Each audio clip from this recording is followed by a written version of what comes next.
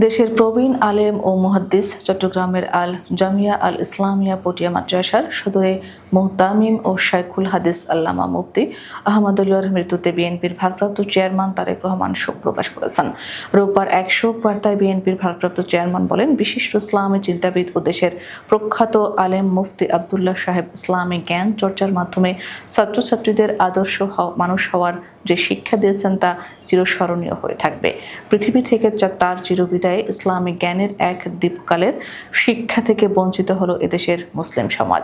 তিনি মানুষকে সৎ পথে চলার জন্য কুরআন হাদিসের আলোকে শিক্ষাদান করতেন। তিনি বলেন, বিনয়, প্রজ্ঞা ও সৌজন্য বোধ ছিল শাইখুল হাদিস আল্লামা আব্দুল্লাহর স্বভাবজাত।